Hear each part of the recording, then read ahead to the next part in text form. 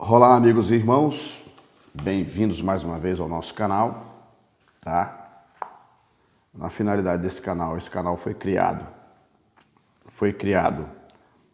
a pedido de irmãos e amigos, tantos da Assembleia de Deus, a qual eu sou membro, e de outras igrejas, como igrejas metodistas do Brasil, igrejas metodistas wesleyana, batista. Nós temos pessoas que convivem, que lidamos durante o dia a dia.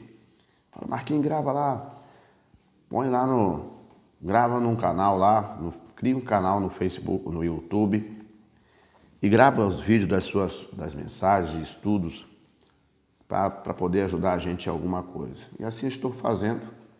Quero mandar um alô para todos os colegas e amigos que trabalham em oficinas. Quero mandar um abraço para o irmão Oséias, lá na borracharia em Itaoca. Mandar um alô para o Everaldo, tá? Restaurante ali, o antigo restaurante do Zuca.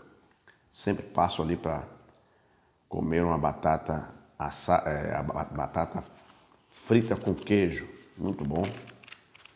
A batata frita com queijo, viu? Enfim, mandar um abraço para minha mãe, Maria Rita Rosa, todos os meus irmãos e parentes ali em Itaoca, Rio, Cachoeiro, enfim. Mandar um abraço para o meu pastor presidente, pastor Haroldo Pascoal, todas as irmãs do Círculo de Oração. Também mandar um abraço para a esposa do pastor presidente, a nossa irmã Delba Pascoal, tá? Também para todos os pastores desse ministério a qual eu sirvo, tá? Pastor Anderson, pastor Adair, evangelista Geraldo, os presbíteros no ministério. Se eu for dizer o nome de todos, não é verdade? Eu vou esquecer de alguns, tá? Os presbíteros, os diáconos, os auxiliares, tá bom? Quero mandar um alô aqui para a padaria Requinte Sabor do nosso irmão Jonas, lá em Itaoca Pedra, tá bom? Enfim, quero mandar um abraço para a gente fala minha igreja por costume, mas é para a nossa igreja aqui em Gironda, que é a congregação de Gironda da Assembleia de Deus, filial ao Ministério IEAD, tá certo?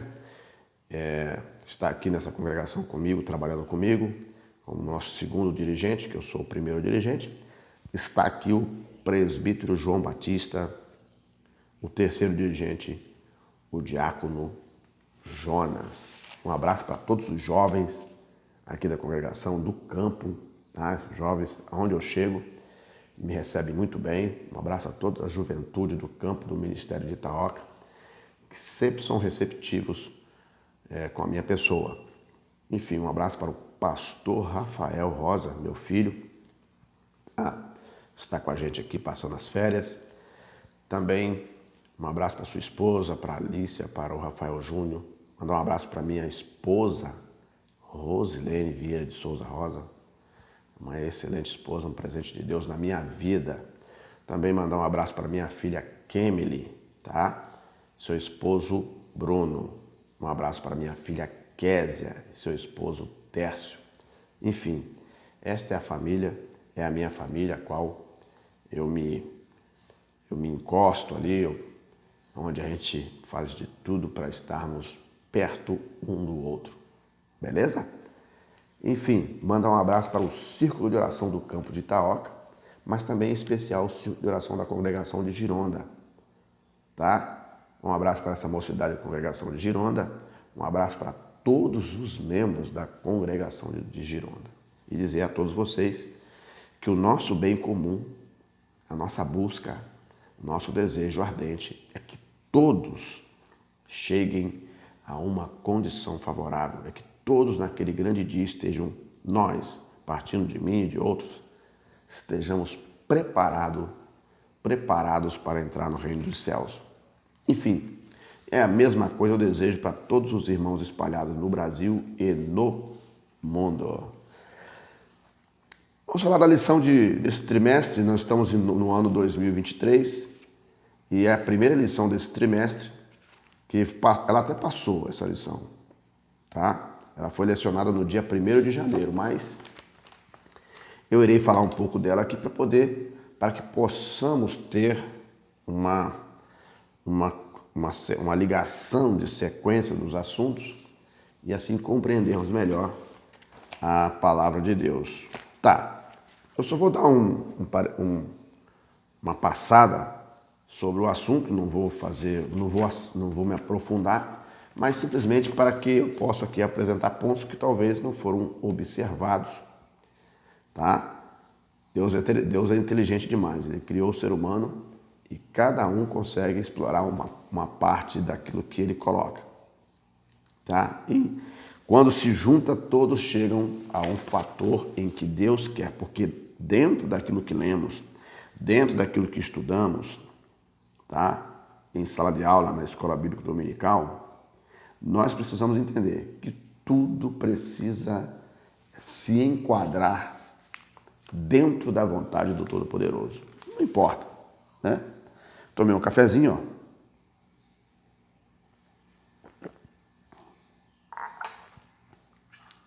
Comi a minha banana cozida, que eu gosto. Banana ou batata doce. Estou dispensando um pouco a massa, mas tá? Maravilha. Enfim, a finalidade da palavra, das lições, é tornar, né? Porque quando você vai para a escola bíblica dominical, você vai para uma parte que é nobre também do reino de Deus. Que parte é essa, irmão Marcos, evangelista Marcos? É onde você terá um direcionamento, tá? Uma compreensão daquilo que é exposto, tá? Claro que quando você quer conhecer um pouco mais, você tem que procurar uma teologia, um curso teológico. Mas a escola dominical, ela é um termômetro, tá? Na vida do crente. Geralmente, quando obreiros são consagrados, principalmente no ministério, na Igreja Assembleia de Deus, é levado em consideração na sabatina do obreiro, desse obreiro candidato a ser consagrado a ministro, né? Ministro que eu falo é pastor, evangelista, missionário e tal. É levado em consideração a sua frequência na escola bíblica dominical. O título da lição 1 é lição 1 do dia 1º de janeiro de 2023. O título é Avivamento Espiritual. Aí, poxa, esse assunto outra vez? Não. Ele está sendo... estudamos uma lição passada que falou um pouco desse assunto. No 4º trimestre de 2022. Explorou um pouco essa área. E nós estamos entrando em 2023 e está falando também do avivamento espiritual. Ao trimestre passado, se não me engano, não sei se foi do encher ou mover do Espírito, assim. Nesse 1º trimestre de 2023 está falando do avivamento espiritual, mas qual é a chave? Qual é realmente a chave para o avivamento espiritual? Eu estou só fazendo uma indagação. Porque quando você lê o texto áureo está em 2 Crônicas, capítulo 7, versículo 4. O que diz? Palavras do próprio Deus, falando a boca do profeta. E se o meu povo, que se chama pelo meu nome, marca aí, se humilhar e orar, buscar a minha face e se converter do seu mau caminho, olha só. Então eu, Deus, ouvirei dos céus e perdoarei os seus pecados e sararei a sua terra. Prestou atenção como que esse texto aqui, se nós formos entrar na dimensão do Todo-Poderoso, daquilo que realmente Ele quer, ele fecha toda a lição. Não existe avivamento sem observância da palavra de Deus. das orientações de Deus, dos conselhos de Deus, dos estatutos de Deus, dos preceitos de Deus, das ordenanças de Deus, se nós não nos enquadrarmos nesses preceitos, nessas ordenanças, nos estatutos, nas orientações da palavra de Deus, nós estamos perdendo nosso tempo. O que acontece hoje nos dias atuais, é que eu vejo muitas pessoas, explicando demais e não chegando a lugar nenhum. É importante o debate acerca de certos temas e assuntos? Sim, mas qual o propósito? Para onde estão indo? Aonde querem chegar? Realmente Deus está se agradando desse grupo de pessoas, dessas pessoas? Precisamos entender num processo espiritual aonde está a vontade do Todo-Poderoso e a vontade do ser humano. A vontade do ser humano é folgar, andar à vontade, fazer o que quer. Mas a vontade de Deus é encaminhar esse ser humano, seja homem ou mulher, para uma condição em que ele tenha controle de situação, domínio. No capítulo 5 de 1 Pedro, eu gosto muito de ler essa parte, fala de uma coisa interessante, Os apóstolos, logo no início da caminhada, após Jesus ter ido, eles passaram aperto e eles precisaram fortalecer a igreja, precisaram evocar, ou seja, a igreja, instigar a igreja naquele tempo a acreditar na crença em Deus e manter-se firme na fé num cenário hostil de perseguição e morte. Como aceitar a Cristo como Salvador se os cristãos estão morrendo?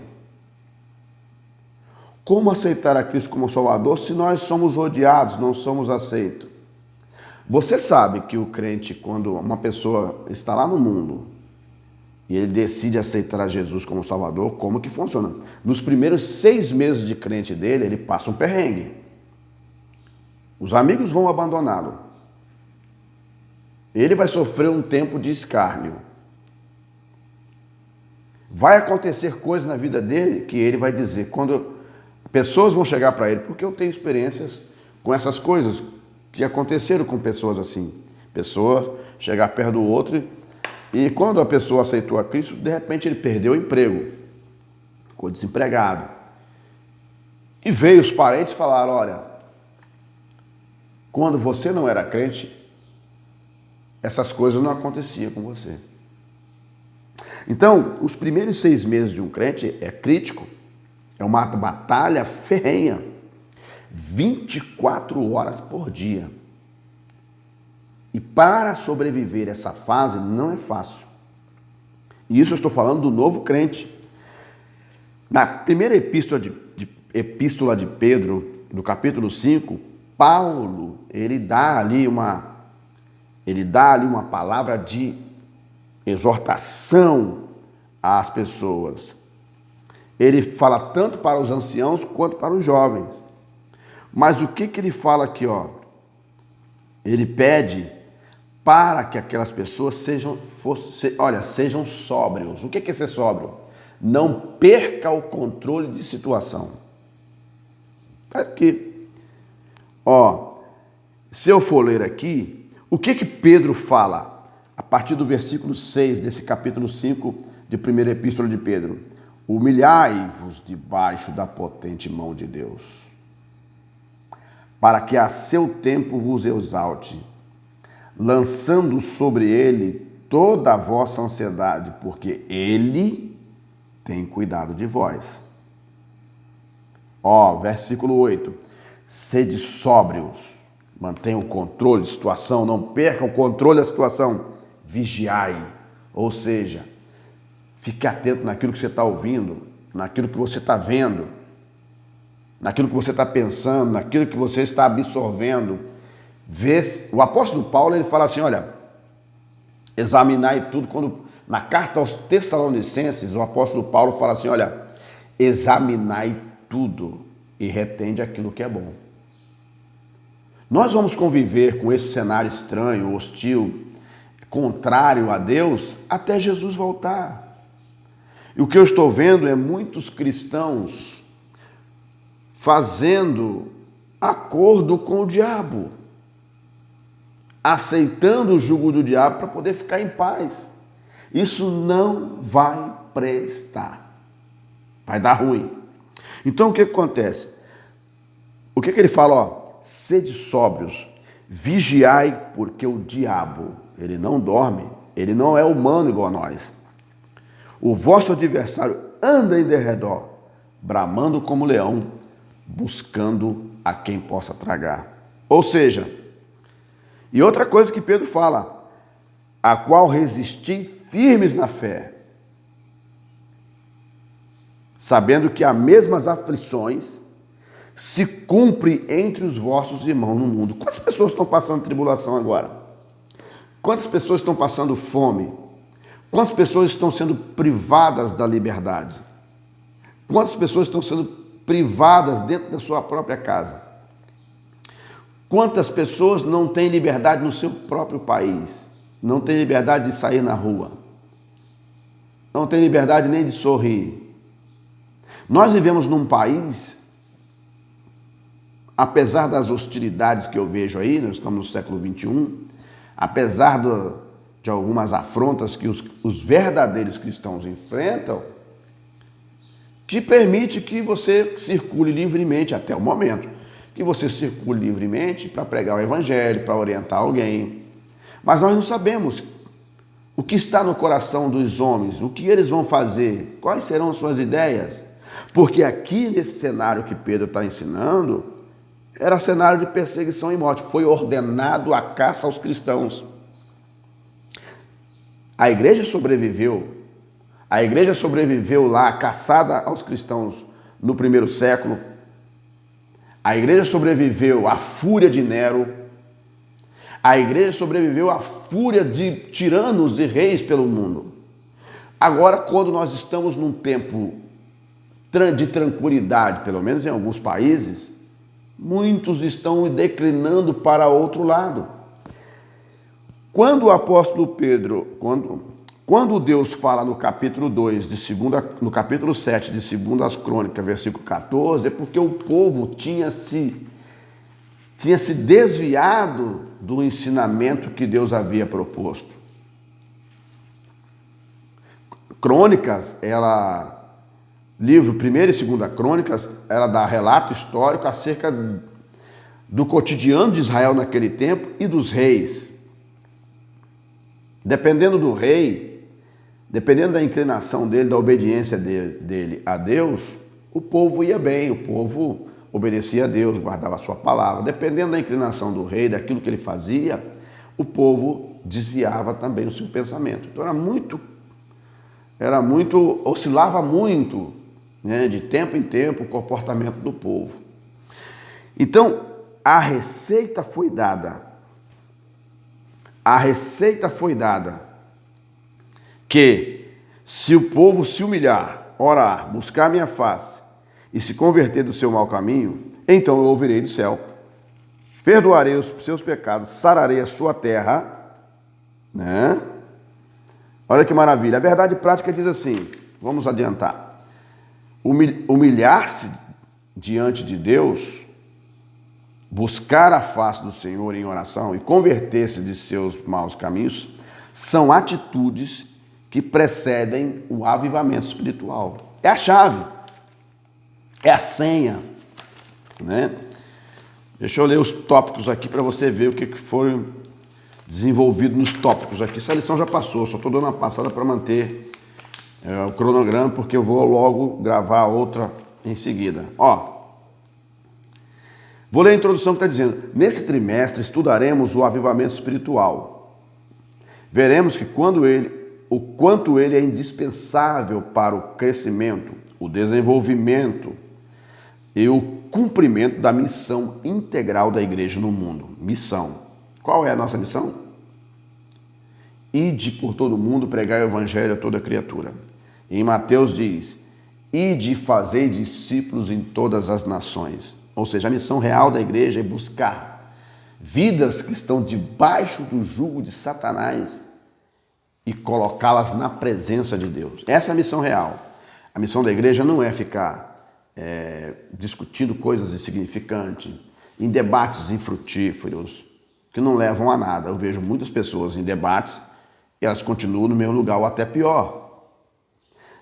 Cada vez mais que eu examino as Escrituras, ela tem que me conduzir à vontade de Deus. Se isso não está acontecendo, eu leio as Escrituras e coloco a minha vontade em evidência e não priorizo a vontade do Todo-Poderoso, eu estou cometendo um erro grosseiro e eu posso prejudicar a vida de muitas pessoas, né? Cumprimento da missão. Esse fenômeno espiritual é a condição primária para que o corpo de Cristo proclame o Evangelho de Jesus a cada criatura. Lembra o que eu falei? Assim constataremos que o avivamento espiritual, mais do que o movimentos ocasionais, né, é uma necessidade permanente para a igreja enfrentar os desafios espirituais. Olha,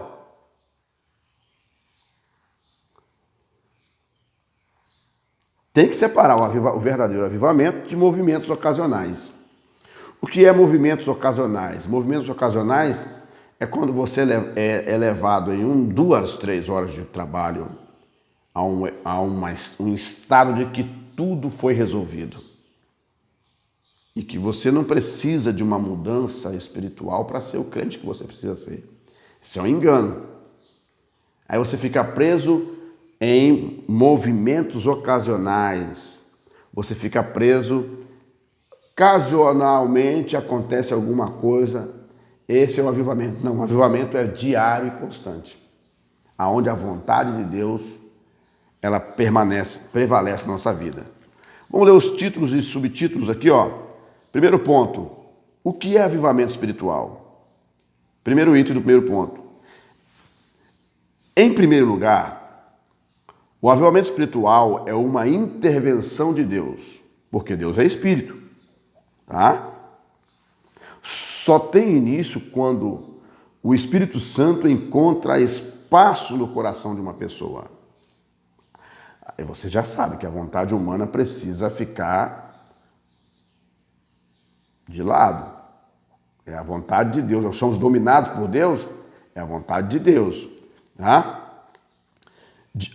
Espaço em uma pessoa, de um grupo, de uma cidade ou de uma nação. Apocalipse 3, verso 20. E mais ainda, quando uma igreja local volta-se para Deus, buscando-o de maneira humilde, para que Jesus possa transformar a realidade espiritual. Dessa forma, as circunstâncias de nossa vida externa também são transformadas pelo poder de Deus. Olha, o comentarista, ele foi um pouco, ele falou, as circunstâncias da nossa vida externa é porque nós passamos a refletir a transformação de Deus em nossa vida, no nosso corpo, no nosso modo de viver, no nosso modo de se vestir, de andar. Tem que haver mudança. Senão Deus não chegou na nossa vida, né? Segundo item do primeiro ponto, a pré-condição para o avivamento. A pré-condição para o avivamento. A Bíblia nos mostra que uma situação de crise espiritual ou moral pode ser pré-condição para o avivamento. O ser humano sempre oscila. Ora, há um tempo que está bem, há um tempo que está alegre, quer buscar Deus, quer ser cheio de Deus, todo mundo quer participar, mas existe um tempo, né, devido a algumas coisas, porque conforme diz no capítulo 5 de 1 Pedro, a partir do versículo 5, que o diabo, ele busca uma vítima, buscando a quem possa tragar. Então, às vezes, por falta de descuido, ou de não manter o ritmo, ou de se acomodar um pouco, as coisas que não deveriam entrar na nossa vida acabam entrando, né? E isso faz com que nós percamos a visão do céu. A pré-condição para o avivamento. A Bíblia nos mostra que a situação da crise espiritual ou moral pode ser pré-condição para o avivamento. Deus disse ao rei Salomão: se eu cerrar os céus e não houver chuva, e se eu ordenar aos gafanhotos que consumam a terra, e se eu enviar a peste entre o povo,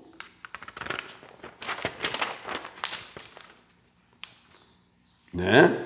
Isso foi Deus falando, né? Segundo as Crônicas 7:13, aqui a crise está delineada em termos climáticos. Entretanto, ela também pode ser moral, política e econômica, afetando todas as áreas da vida de um indivíduo, de uma igreja local ou de uma nação. Olha, eu quando vejo, olha só, às vezes nós falamos assim, nós temos que ser paz e amor, né? Você tem que separar aquilo que é discriminação, porque às vezes as pessoas ficam presas nesses chavões, nessas palavras que criminalizam tudo, ou diz que é discriminação, você discordar ou não aceitar aquele tipo de comportamento, eles dizem que é discriminação. Não é discriminação. O ser humano precisa ter condições de discernir o que é bom para si. Então, o que acontece nos tempos, em todos os tempos aconteceu. Comportamentos estranhos, práticas terríveis, práticas sexuais, mau comportamento da sociedade, isso provoca a ira de Deus.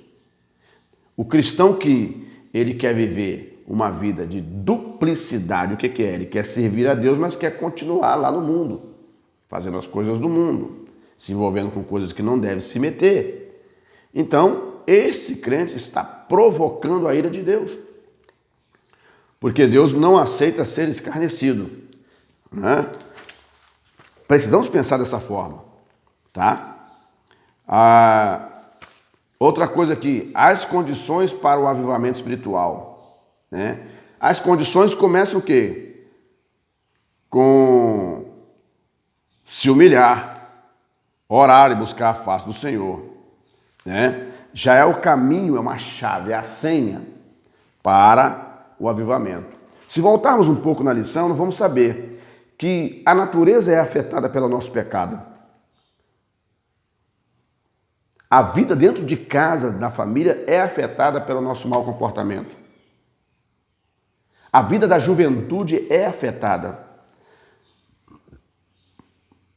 A vida econômica de um país ou nação é afetada.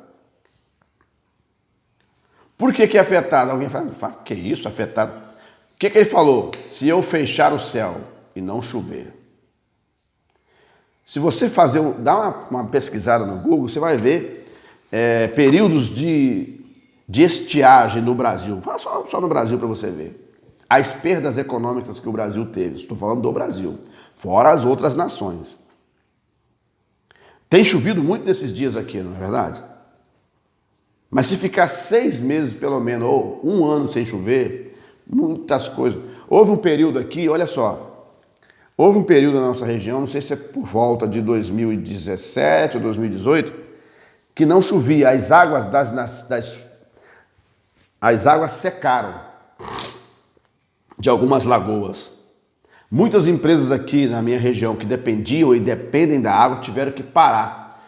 As autoridades determinaram um período para que cada empresa pudesse trabalhar porque estava faltando água. Houve crises. Eu não vou relatar muita coisa aqui não. Depois veio o rompimento da represa de Brumadinho. Depois veio o rompimento da represa de Mariana. Veio acontecendo sucessivas crises atrás da outra. Depois veio uma grande enchente aqui na minha cidade, Cachoeiro de Itapemirim. Muita gente ficou debilitada. Como se não bastasse, em 2019 foi essa enchente aqui em Cachoeiro. Como se não bastasse, em 2020 entra a pandemia. E nós estamos ainda amargando os efeitos dessa pandemia. Mas eu te pergunto, e o que virá depois? Eu percebi que os crentes ficaram menos crentes na pandemia. Mas nós não sabemos o que virá depois. Então, portanto, humilhar-se diante de Deus é a chave para que Deus possa nos avivar e perdoar os nossos pecados. Não vai dar tempo. Que Deus abençoe a todos. Nós nos falamos numa próxima